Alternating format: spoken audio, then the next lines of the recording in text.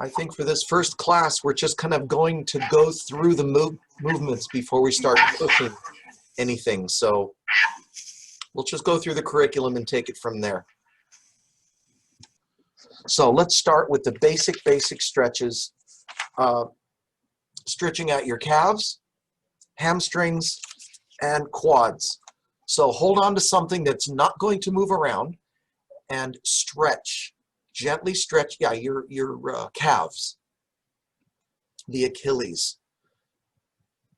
Couple of things on that, notes on that would be, first of all, a lot of people are really stiff and you're going to feel it in both legs. Well, that's okay, that's good.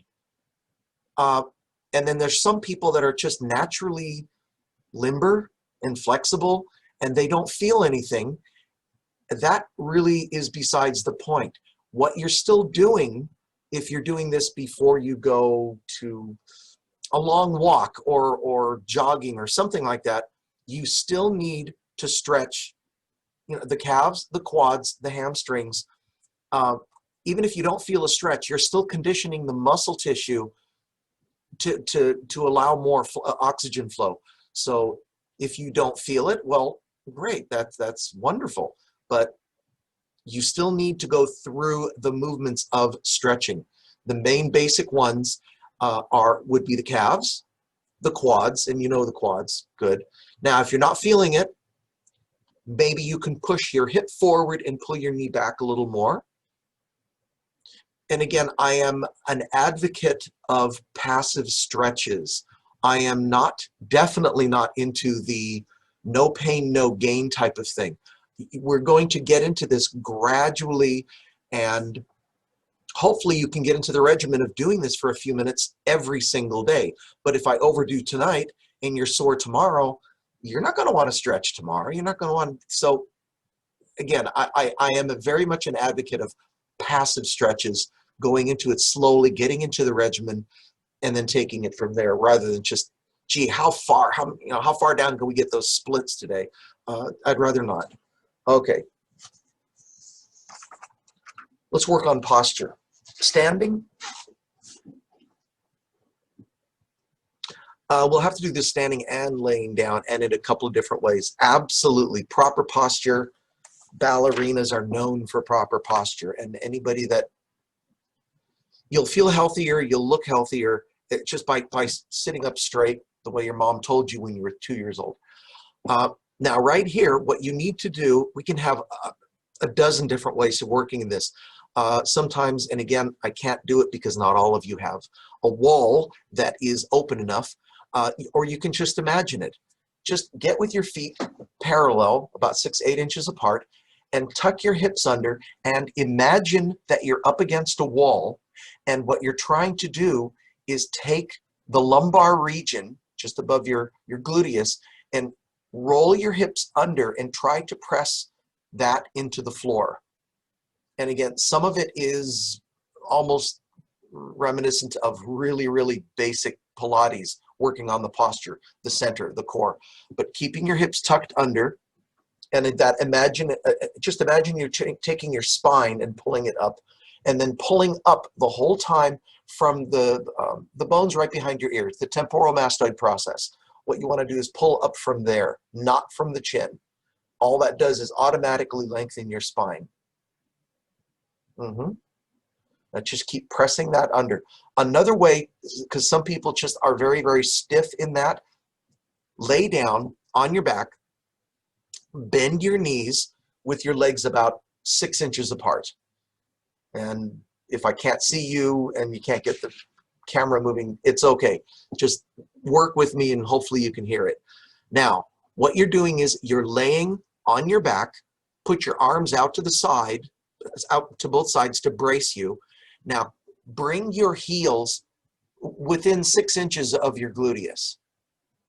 Now, what you do there, keep a firm grip, pull your hips up as far as they can go.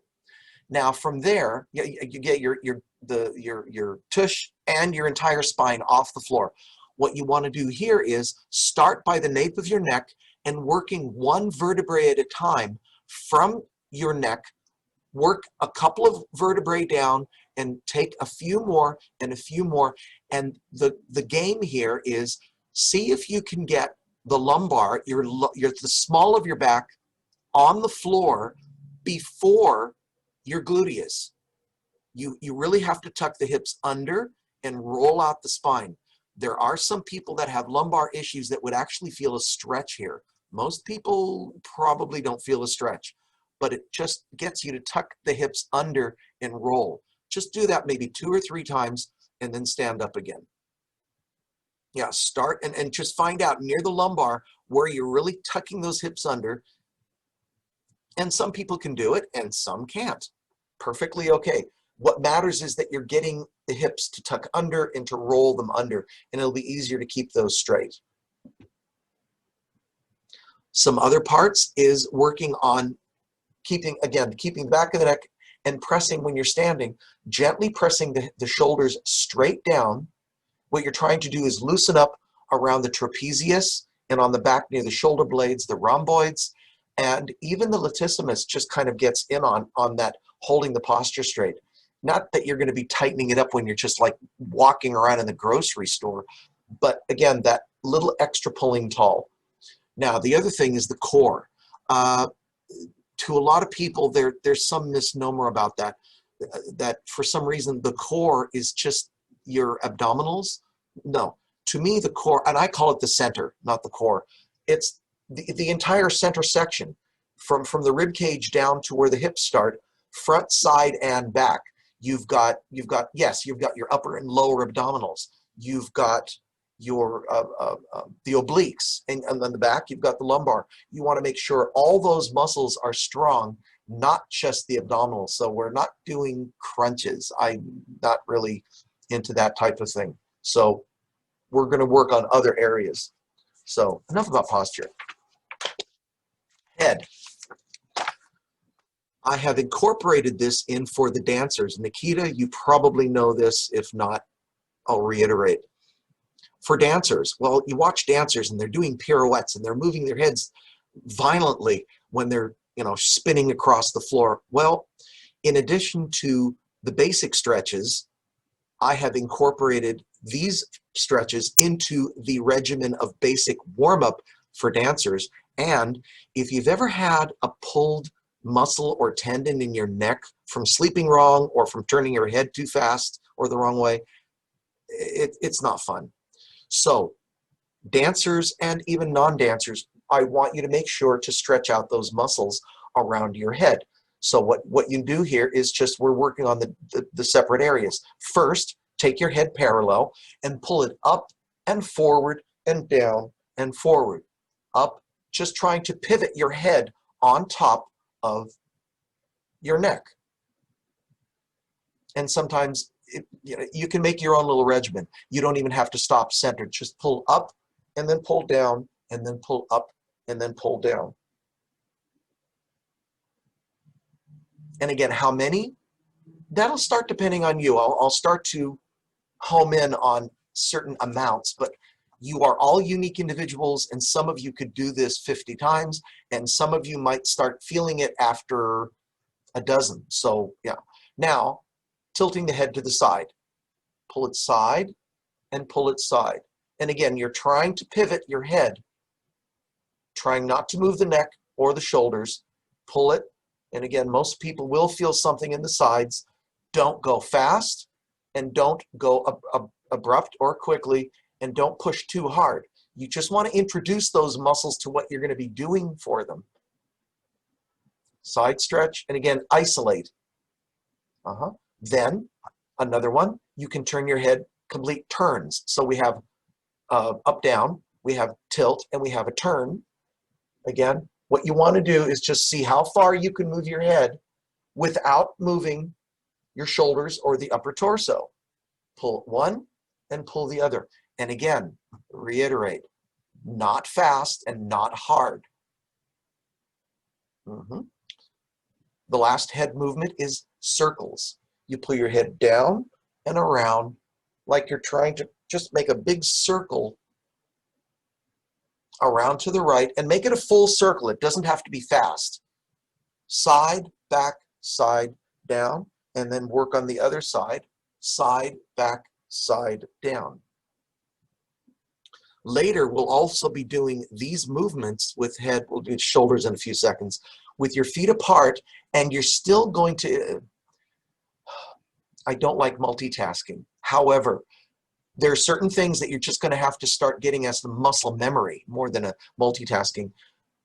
That correct posture. You were standing there, well, Nikita's sitting, but if you're standing there with your feet gently apart and you're doing these head circles, what happened to your posture? What happened to your hips? Were you still keeping those tucked under?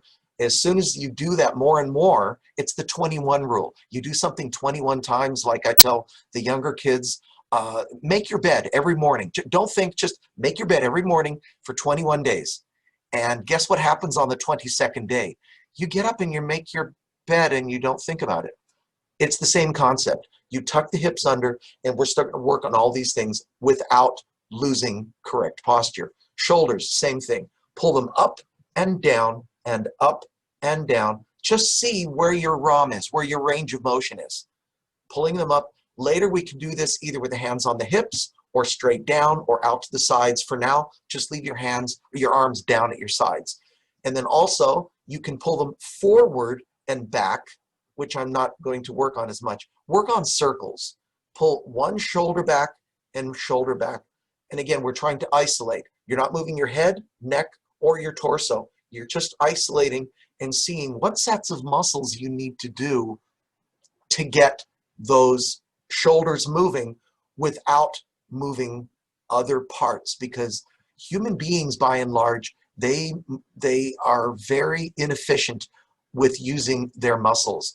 People use muscles very ineffectively. They use sometimes the wrong sets of muscles. They use twice as much muscular effort to get up out of a chair or to stand up if they've been sitting, and they're using the wrong sets of muscles. The joke is that they're using the muscle in their elbow to wiggle their nose, and it sounds silly, but I can give some examples later that it's pretty much true. You will use muscles that you shouldn't be using, and this hopefully will help you to isolate and use the correct sets of muscles. You'll feel a lot less fatigue if you're doing anything from housework to heavy aerobics to anything else, if you're using the right sets of muscles. Okay, heads, necks, feet.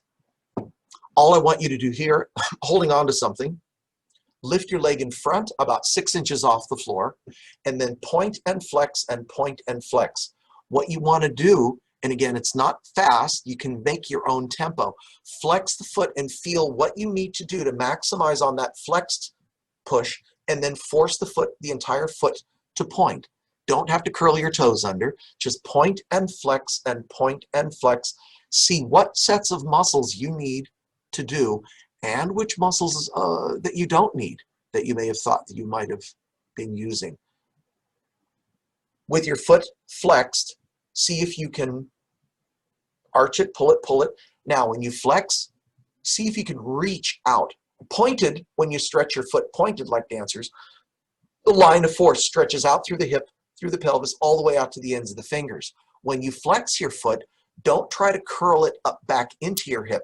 What you want to do is let that line of energy go from your hip straight through the middle of your leg and out the heel. So flex the foot and pull the heel. Try to lengthen that leg, and then point the foot, and then when you flex, lengthen. Do the other leg too. Flex and point and flex and point.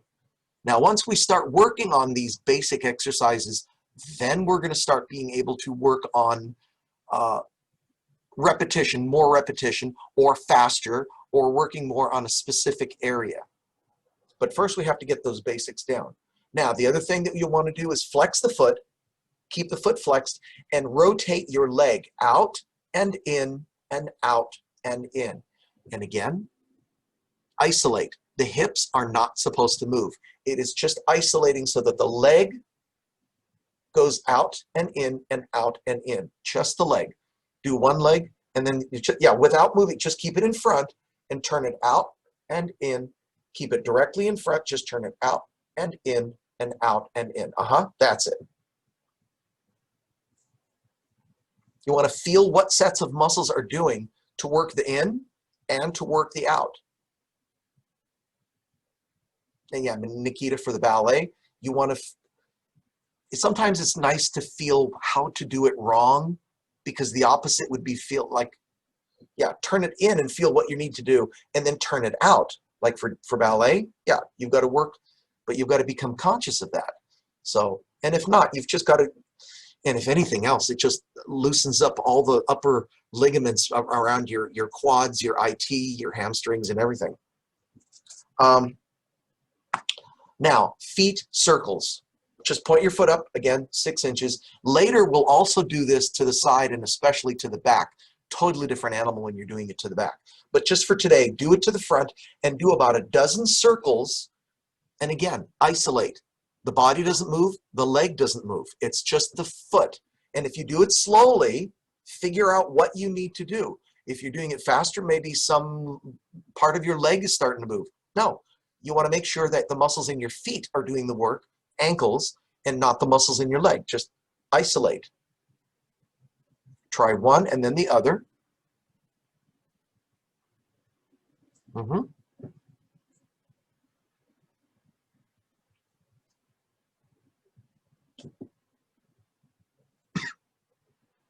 Now, keeping your leg up again, circle the entire leg. Make about a circle about where your foot is about, not big, 6, 8 inches. Just see if you can get that, and see if you can isolate and not let the other body parts move. Yeah, it's your instrument. You need to know it. If you play the violin, well, great. You get really good.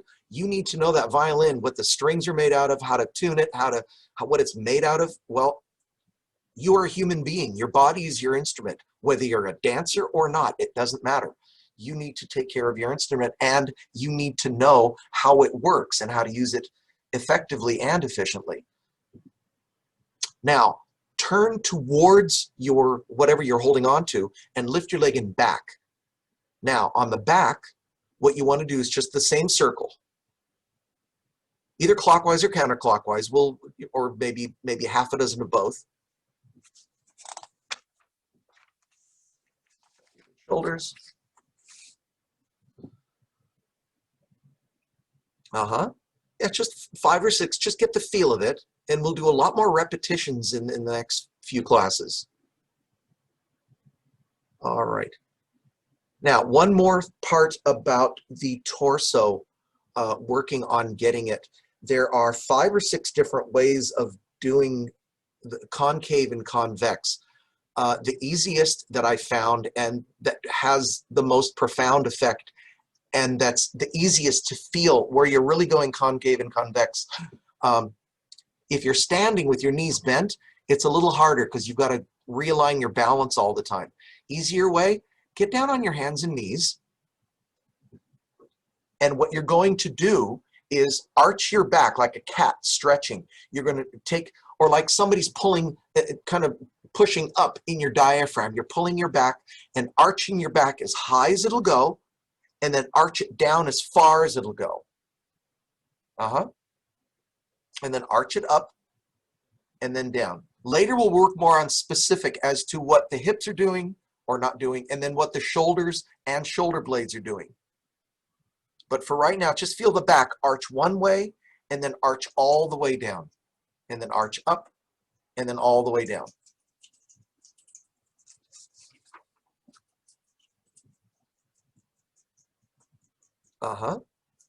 Some people get a stretch there. For some people, it's an easy way, almost like to tighten up their abdominals to get a kind of a crunch effect. And some people arch high enough and they feel their lumbar stretching again. So it might have effects on different people. Okay, stand. Now, holding on, facing whatever you're holding on to, don't fall down, Nikita. All right, wobbly there. Okay, holding on to whatever you're holding on to. Look behind you, make sure that you're not going to kick furniture or pets or whatever else. Okay. Lift your foot in back 6 inches. Now, you're not going to get it lower than 6 inches. Kick your leg in a comfort zone, as high as you can comfortably get it, not to where your body is falling forward. Try to isolate from the rib cage up and just kick your leg up and then bring it down, but not all the way down. Only bring it to within 6 inches of the floor. Kick up and down, up and down. Now, partially feel which sets of muscles are doing the work. The gluteus, the hamstrings, even the lumbar. And we're going to work on stretching out partially the IT pan, partially the psoas, the iliopsoas. We're going to get those to loosen up those areas a lot more. Do the other leg also. Yeah, it's a totally different effect if you put your foot all the way down. Bring it to a comfort level, push. And again, we're trying to increase that comfort level. Push and down, push and down. And then, yeah, in the next class or two, we'll work on repetitions and see how many you can do. What I've got some kids doing is they're doing graphs on different things, whether it's stretches or how many leg lifts or whichever. You can make your own little thing. Just like a little written list. Try doing correctly, do those and see if you can, how many you do, write it down, and then see if you can, after a course of the 3 weeks, a month or so, if you can increase those reps. The other thing, let's see, leg kicks. Oh, leg flicks. Right here, hold on to the bar with one hand, bend your knee like a passe in ballet class, straighten the knee and bend, straighten the knee and bend. And Nikita automatically turns out, yeah. Just start with your leg up, kick out, and don't, Mandy, don't kick the chair. Do the other leg, yeah. Or just don't kick the leg, that's the main thing, yeah. Now, a bunch of different things that can come from this.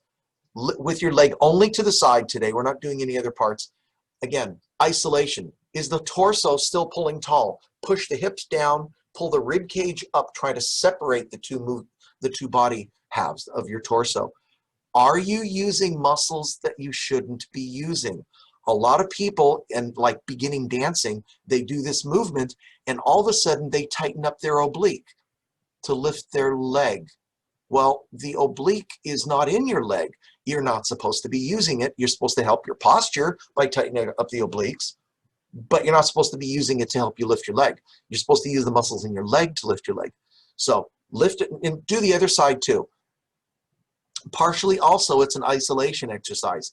Can you keep your upper half of the leg totally stationary, straighten the knee and bring it in, and straighten the knee and bring it in without letting the knee move? And later we'll be working on this front, side, slower, faster.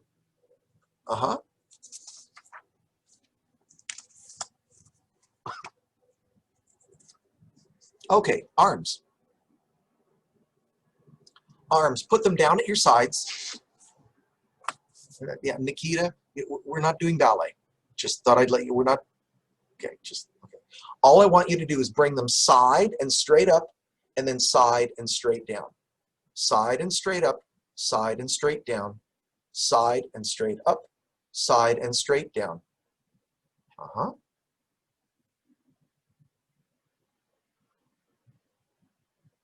Now, the fatigue shouldn't be happening unless you're doing like 50 of these, which you're not going to do 50. Back to isolation. What do you feel in your shoulders? For some people, they have this problem that they cannot get their arms higher unless their shoulders are way up. They've got to isolate and get the shoulders isolating in place so that they get their arms up and down again without letting the shoulders move. Now, put your arms out to the sides. Bring them forward and side and forward and side. Just straight side, straight forward, and straight side. And feel which sets of muscles are really doing that work.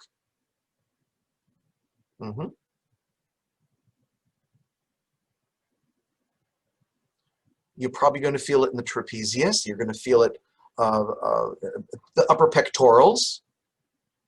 They hold that. Now, circles. Just circles. Keep your arms open and make circles. Now the latissimus, the rhomboids are starting to kick in. Oh, Mandy blinked out. Mandy! Oh, she's back. Okay. Good. Circles? Good. All right. Now, feet apart. One of the other stretches that we should have done at the very beginning, right after you stretched your hamstrings, is with your feet apart, arms out to the sides, stretch over to the side. And again, gently. What you want to do is feel all the muscles around your side, primarily the obliques, but just everything on the side, stretching. What you want to do is hold it, and after 8 or 10 seconds, just see if you can just let it stretch that little extra bit. And for some people, you have to pull your upper shoulder back more. For some people, you have to just kind of stretch the arm more. It just depends on the person. Yeah, don't make the muscles stretch. They don't like that. They will get their revenge on you. Let them stretch. Do the other side too. And it's partially a stretch, but partially, can you still hold your balance? Can you still hold your correct posture and your hips under and then come back up? Or are you just going to be falling all over the place on that? All right. Now, holding on to something again, lift one foot, just bend the knee and back, or Nikita, coupe. That's it. You just lift your leg and back, just get it out of the way. Now, there are a bunch of things that you can do from this. This is one of the ones that I have my little dancers do, and they have to write down how many they did, and after 2-3 weeks, did it increase, which it better. Bend the knee that you're standing on, the supporting leg, and then lift the heel as high as it'll go. And then bend the knee and lift the heel. Now, we can do 3 or 4 different things. For now, we're just doing the basic. Put the heel down and bend the knee, and then straighten the knee and lift your heel. And then lower, the heel touches, then the knee bends. Now, a couple things. Number 1, posture. Do you feel anything out of place? Like the hips. Imagine that you have 2 big yellow happy face stickers on your hips. You don't want them to be moving around. You want to keep those isolated. Again, you want to make the leg muscles do the work. So later, we'll see how many you can do. Maybe we'll pop off 50 or 60 at a time. And then we'll take it one level further, this exact exercise, that you'll be doing this to help your body alignment and balance, meaning you're going to see how many you can do, a set amount, without holding on to anything. Yeah. So that's the other thing. Bending the knees, and make sure that the knees are bending. On the jumps, what did I?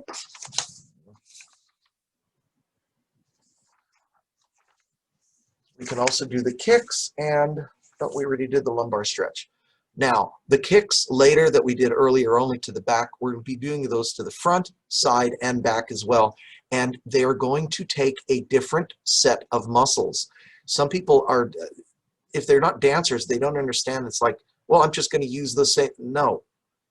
The different, or Nikita knows, or if you've taken dance before, there's a difference between which muscles you're using, kicking front and side and back. Usually the ones to the front and side are, they're used a lot more when you're walking, jogging, running, lifting weights, anything. When you're lifting things off the floor, you're using those sets of muscles. To the back, you don't really use those muscles as much. So if you've ever taken a ballet class, we do some of those things to the back, and all of a sudden it's like this alien thing. You can do it to the front and side, but not to the back. So we're also going to discuss the difference between the sets of muscles that you use without even knowing it on a regular basis, that you've been using since you could walk, versus the ones that are really not used as much. So we're going to make sure that you are using those in the proper context. Now, everybody sit with your legs together, and we'll do a final stretch. Yeah, you don't need to hold anything. Legs together, arms up, and stretch forward. What you're trying for is, well, different things. It depends on the body. You can try to get your nose on your knee, or if you're able to, you can flex your feet and grab the toes and balls of the feet and gently stretch forward Some people will feel this more than in the calves, some in the hamstrings, some even in the lumbar, in the lower back. It depends on where your stiffest and weakest areas are. If you are consistently more stiff just in the hamstrings, well, guess what? It's going to hurt there. Some people just the calves. Some people in the ankles. A lot of people in the lumbar. It just depends on you and your unique body as to where you're going to feel it. Now, legs apart and stretch forward.